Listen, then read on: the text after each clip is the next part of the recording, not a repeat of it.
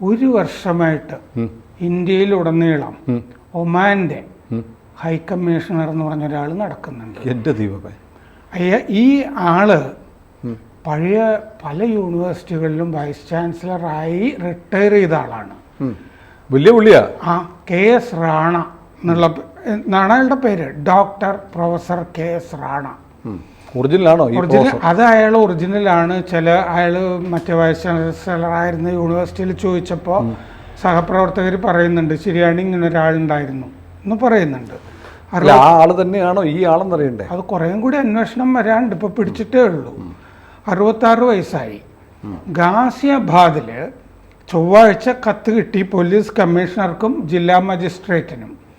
കത്തിൽ പറഞ്ഞത് എന്താണെന്ന് വെച്ച് കഴിഞ്ഞാൽ ഇയാളുടെ ഈ സെക്രട്ടറി കത്തെഴുതിയിരിക്കുകയാണ്. ദേവേഷ് കുമാർ എന്ന് പറഞ്ഞ മറ്റേ സെക്രട്ടറി, ഹൈക്കമ്മീഷണറുടെ സെക്രട്ടറി, ഇയാളുടെ സെക്രട്ടറിയൊക്കെ വെച്ചിട്ടുണ്ട് ഇയാൾ.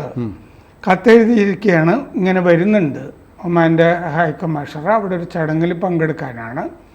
അപ്പോൾ അതുകൊണ്ട് പ്രോട്ടോകോൾ പിന്നെ സുരക്ഷാ സംവിധാനങ്ങളൊക്കെ റെഡിയാക്കി വെക്കണം എന്ന് പറഞ്ഞിട്ട്. അപ്പോൾ അങ്ങനെ വരുന്നത് അത്ര അസാധാരണമല്ല. നയതന്ത്ര പ്രതിനിധികൾക്ക് ഈ മറ്റേ സുരക്ഷാ സന്നാഹമൊക്കെ ഒരുക്കി കൊടുക്കാറൊക്കെ ഉണ്ട്. മുതിർന്ന നയതന്ത്രജ്ഞർക്ക് അത് വേണം.